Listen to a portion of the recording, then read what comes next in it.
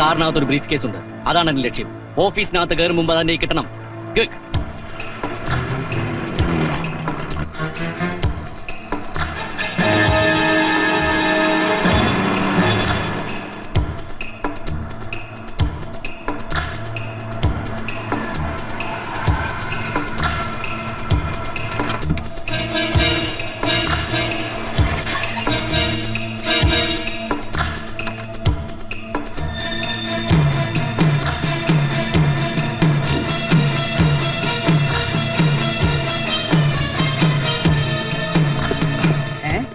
ഇങ്ങേരും ഞാൻ പിടിച്ചോളാം. വിടാൻ എന്താ നിന്റെ ഉദ്ദേശം? എനിക്ക് എന്തെങ്കിലും ഒരു ജോലി തരണം. പ്യൂൺ പോസ്റ്റ് ആയാലും മതി. ഞാൻ ഈ പെട്ടിയും തൂക്കി പുറകെ നടന്നോളാം. ജീവിക്കാൻ വേറെ വഴിയില്ലാഞ്ഞിട്ടാ. ഇതാരും പുറത്തറിയണ്ട. പഴയ പർച്ചേസിംഗ് മാനേജർ 4 കൊല്ലം കഴിഞ്ഞ് അതേ കമ്പനിയിൽ തന്നെ പിയൂണാകാൻ വന്നിരിക്കണം. ആൾക്കാരെ അറിഞ്ഞാ ചിരിക്കും.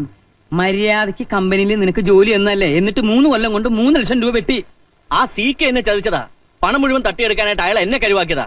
വകയില് നീ എന്റെ ഒരു അളിയനാ. കാര്യമൊക്കെ ശരി തന്നെ. പക്ഷെ എനിക്കൊരു പാർട്ണർ ഉണ്ട്, മിസ്റ്റർ മേനോൻ. അദ്ദേഹം കൂടെ വിചാരിക്കണം. അല്ല അത് ഒന്ന് പറഞ്ഞ അല്ല അളയാ.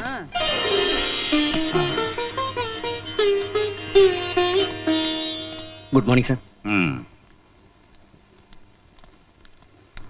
എന്നെ ഒന്ന് സഹായിക്കണം. എന്തു പറ്റി? രക്ഷകൻ ചത്തോ? അയ്യോ, ഞാനും CKയുമായിട്ട് അന്നേ വഴി പിരിഞ്ഞു. രമേശ, നിന്നെ പോലെ മിടുക്കനായ ഒരു ചെറുപ്പക്കാരനെ ഇപ്പൊ ഈ കമ്പനിക്ക് ആവശ്യമില്ല. ഇത്തിരി പ്രാപ്തി കുറഞ്ഞാലും കമ്പനി വിഴുങ്ങാത്ത ഒരാളെയാണ് ഞങ്ങൾക്ക് ആവശ്യം. എന്താ എന്നെ കാളയടോ, സഹായം അഭ്യർത്ഥിച്ചു വരുന്നവർ ശത്രുവാണെങ്കിലും ഉപേക്ഷിച്ച പാരമ്പര്യം നമുക്കുണ്ടോ? അയ്യോ, എന്നെ വീക്കാവരുത്. മേനോൻ ശുദ്ധനാ. ഇവനോടൊന്നല്ല നമ്മൾ പാരമ്പര്യം കാണിക്കേണ്ടത്. ഇയാള് പാവ. ആ CKയുടെ ട്രാപ്പിൽ വീണു പോയതാ. ഒരു തവണ കൂടി നമുക്ക് ക്ഷമിക്കാം. Thank you sir. ഹലോ, ബോലോ. നഹി മാലൂം, ഹോൾഡ് കരോ. Menon is here. ഡൽഹിയിൽ നിന്ന് Udaya Singh. How are you, Singh? We are definitely interested. I'll call you.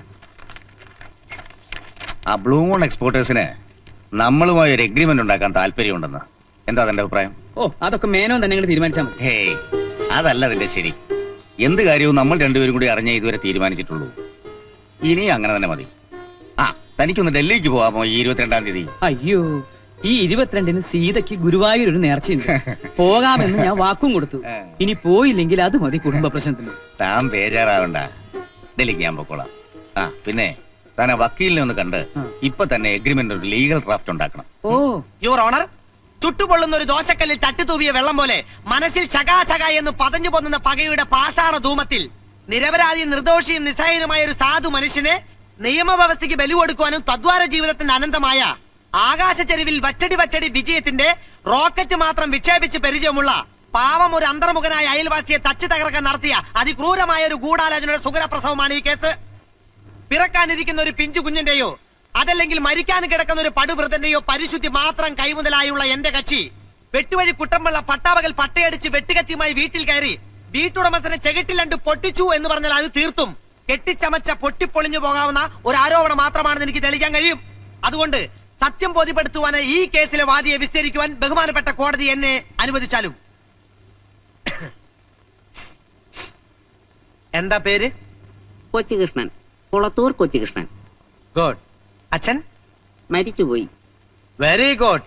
ആ ബൈ ദ ബൈ, മിസ്റ്റർ കൊച്ചുകൃഷ്ണന്റെ സ്വഭാവം എങ്ങനെയാ? ഞാനൊരു മാന്യനാ. മാന്യനാകും മുമ്പ് എങ്ങനെയായിരുന്നു സ്വഭാവം? ചാരായ ഷാപ്പ് നടത്തുകയായിരുന്നു. സർക്കാർ പൂട്ടിച്ച് മാന്യനാക്കിയതാ. ഗുഡ്. ഷാപ്പ് പൂട്ടിയ ദിവസം കേസിന് ആസ്പദമായ സംഭവം എന്തെങ്കിലും ഓർക്കുന്നുണ്ടോ? ഉണ്ടെങ്കിൽ അത് ക്രമം തന്നെ ഒന്ന് പറയൂ. ഷാപ്പ് പൂട്ടിയ ദിവസം ഏപ്രിൽ 1 ആയിരുന്നു. ഷാപ്പ് പൂട്ടാൻ ഇതിലും നല്ല ദിവസം വേറെ ഉണ്ടോ? Yes, proceed. അന്ന് വൈകുന്നേരം ഞാനും ഭാര്യയും കൂടെ ഷാപ്പ് പൂട്ടിയ കാര്യം അയവറയ്ക്ക് വീട്ടിന്റെ വരാന്തയിൽ ഇരിക്കുകയായിരുന്നു. അപ്പോഴാണ് വെട്ടുവഴി നാറുന്ന പട്ടയടിച്ച് വെട്ടുകത്തിയുമായി വീട്ടിൽ കയറി വന്നത്. വെട്ടുവഴി പട്ടയടിച്ചാലുടൻ വെട്ടുകത്തിയുമായി നിങ്ങളുടെ വീട്ടിൽ കയറി വരാൻ നിങ്ങൾ ആരാ? മദ്യനിരോധന പ്രവർത്തകനോ? പട്ടയുടെ കട്ടുമൂത്തപ്പ വന്നതാ. എന്നിട്ട് ചോദിക്കുക എന്തിനാടാ ഷാപ്പടച്ചതെന്ന്. അത് ഞാൻ എക്സൈസ് മന്ത്രിയോട് പറഞ്ഞോളാമെന്ന് മറുപടിയും പറഞ്ഞു. പറഞ്ഞു തീരണതിന് മുമ്പ് എന്റെ കവിളിലോട്ടൊന്ന് പൊട്ടിച്ചു. എന്നിട്ടെന്താ, പലരെണ്ണം പോയി. Very good. അടിച്ചത് കൈകൊണ്ടാ? എവിടെ നിന്ന് അടിച്ചത്? നേരെ കൺമുമ്പിൽ നിന്ന്. ഏത് കൈ കൊണ്ട്? വലത് കൈ കൊണ്ട്. ഏത് കവിളിൽ? വലത് കവിളിൽ. അതൊന്ന് കാണിച്ചേൻ. അവിടെ തന്നെയാണല്ലോ, ആ. ഉറപ്പാണല്ലോ? എന്റെ 8 കുട്ടികളാണ് സത്യം, ഉറപ്പാണ്. Okay, that's all your honour. സാക്ഷി വഴി വിശ്വസിക്കാനാവുന്നില്ല. എന്റെ കക്ഷി വലത് കൈ കൊണ്ട് വലത്തേ കവളിൽ അടിച്ചു എന്നാണ് പറയുന്നത്. വലത് കൈ കൊണ്ട് ഒരാളെ ഓങ്ങി അടിച്ചാൽ അയാളുടെ ഇടതേ കവളിലല്ലേ കൊള്ളൂ. This is a Himalayan or Anamudi blunder. സത്യമായും അടിച്ചതാണ് യുവർ ഓണർ. ഓഹോ, അത്രയ്ക്ക് ഉറപ്പാണോ? ആ. എങ്കിലും ഒരു കാര്യം ചെയ്യൂ, ആ.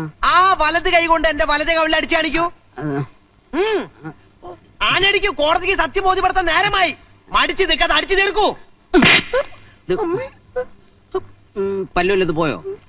ഇപ്പൊ മനസ്സിലായോ നിന്നെ എന്താ കേസ് വാദിക്കാൻ കോടതിയിൽ അയക്കാത്തതെന്ന്? എനിക്കെന്നല്ല, ഒരു സീനിയറിനും നിന്നെ വിശ്വസിച്ച് കേസ് ഏൽപ്പിക്കാൻ പറ്റില്ല. അതിനെ ലാപ്പായിന്റ് അറിയണം. പുറം കൈ കൊണ്ടടിച്ച വലത് കൈയായാലും വലത് കവിളിൽ തന്നെ കിറുകൃത്യം കൊള്ളും. അതറിയാത്തവൻ കേസ് വാദിക്കാൻ കോടതിയിൽ പോയാ പാവം പ്രതിക്ക് അഴി ഉറപ്പാ. ഇത് കഷ്ടാണ് സാർ. ഞാൻ സാറിന്റെ ജൂനിയർ ആയിട്ട് ഇപ്പൊ കൊല്ലം 5 ആയില്ലേ. സീനിയറിന് സമയമില്ല, കേസ് നീട്ടി വെക്കണം എന്നൊരു അവധി പറയാൻ, ഒരു പ്രേ ഫോർ ടൈം. അതിനു വേണ്ടിയെങ്കിലും എന്നെ സാറ് കോടതി കാണിച്ചിട്ടുണ്ടോ? ഒന്ന് ഞാൻ ഉറപ്പിച്ച് പറയാം, ഏതെങ്കിലും ഒരു കേസ് നിന്നെ സ്വതന്ത്രമായി ഏൽപ്പിക്കണമെങ്കിൽ ആദ്യം ആ കേസ് എന്റെ മുമ്പിൽ വാദിച്ച് ജയിക്കണം. അല്ലെങ്കിൽ ഈ ജന്മം നിനക്ക് കോടതിയിൽ പോകാമെന്നുള്ള ബോധി അങ്ങ് കളഞ്ഞേരെ. തൽക്കാലം വെട്ടുവഴിയുടെ കേസ് ഞാൻ വാദിച്ചോളാം. May I coming? If you want. Sorry sir, sir പറഞ്ഞിരുന്നെങ്കിൽ ഞാൻ അങ്ങോട്ട് വരുമായിരുന്നല്ലോ. കമ്പനി വക്കീലിനൊരു വെയിറ്റ് ആയിക്കോട്ടെ എന്ന് കരുതിയാ. സാർ അങ്ങോട്ട് ഇരിക്കണം. ആ അത് വെട്ടുവഴിയുടെ കേസ്. ശരി. ഇയാളുടെ കവിളിൽ എന്താ കടന്നൽ കുത്തിയോ? അത് വെട്ടുവഴി വെട്ടിച്ചതാ. അഡ്വക്കേറ്റ് PK ശിവകുമാറിന് കോടതിയിൽ പോകാൻ ഒരു പോതി. അത് രാവിലെ ഞാൻ അങ്ങ് തീർന്നു. അത് വളരെ നന്നായി. ഞാൻ ഇന്നാള് പറയണമെന്ന് വിചാരിച്ചതാ. എന്താ സാറ് പിന്നെ പറയാത്തത്? എന്താ? പിന്നെ ഇതാണ് ടാർജറ്റ്, ആ. ഇത് ടേൺ ഓവർ. ഓ. ഈ എഗ്രിമെന്റിന് താൻ ഒരു ലീഗൽ ഡ്രാഫ്റ്റ് ഉണ്ടാക്കണം. മനസ്സിലായോ? ഈ ആഴ്ച തന്നെ കിട്ടണം. ഓ. പിടിച്ചോ. എവിടെ കിട്ടിയേ? അതൊന്നും കാണിച്ചു കൊടുത്തേ. ഓർമ്മയില്ലാന്നോ? അപ്പൊ ഇടയ്ക്കിടയ്ക്ക് കിട്ടുന്നുണ്ടല്ലേ?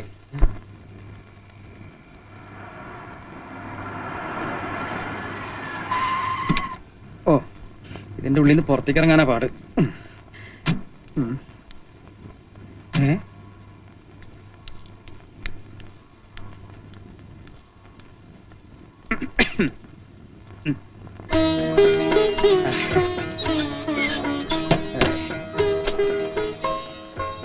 എന്താ അത്ര വൈകിയേ?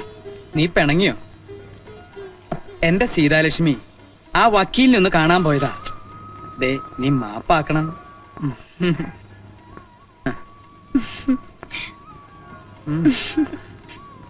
നോക്കട്ടെ. ഏയ്. ആ, നാശം. ഈ സമയത്ത് തന്നെ അടിക്കണം. ഹലോ, ദമയന്തി പേசுறேன். അയ്യോ, അത് നാത്തൂനാ, മദിരാശിന്നാവും. ചേട്ടൻ ഉറക്കമായിരുന്നോ? അതറിയാനാണോ ഈ പാതിരാത്രി നീ ഇങ്ങോട്ട് വിളിച്ചത്? ഞാൻ അങ്ങോട്ട് വിളിക്കാം. അതെ. അയ്യോ, ഫോൺ വെക്കാതെ. ഞാൻ മരിക്കാൻ പോവാ. എനിക്കിനി ജീവിക്കണ്ട ഏട്ടാ. കണവനാ നനച്ച് ഇത്ര നാള് ഞാൻ ക്ഷമിച്ചു. ഇനി എനിക്ക് വയ്യ.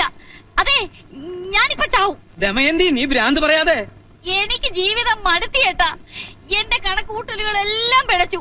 അയ്യോ, ഇന്താൻ ശരിപ്പെട്ടു വരാത്. നിനക്ക് അയാളെ വേണ്ടെങ്കിൽ നീ ഇങ്ങോട്ട് പോരെ. അത് ചേട്ടനും നാത്തൂനും ബുദ്ധിമുട്ടാവും. അയ്യോ, എനിക്കൊരു ബുദ്ധിമുട്ടില്ല സീതാലക്ഷ്മി, നീ പറഞ്ഞോട്ടെ. എന്റെ നാത്തൂനെ അവ്യയം കാണിക്കല്ലേ. ഇങ്ങി പോരെ, ഞങ്ങളൊക്കെ ഇല്ലേ ഇവിടെ. ഇത് എവിടുന്നാ വിളിക്കുന്നേ? മദ്രാശിന്നാ? നീ ഇങ്ങോട്ട് തന്നേ. ഇത് എവിടുന്ന വിളിക്കണേ? മദ്രാസിന്നാണോ? പിന്നെ എവിടുന്നാ? അടുത്തെന്ന് പറഞ്ഞാൽ? തൊട്ടടുത്തെന്ന് പറഞ്ഞാൽ? ഏത് വാതില്? എവിടുന്നാ? ഈ ബെഡ്റൂമിന്റെ മുമ്പിൽ നിന്നു.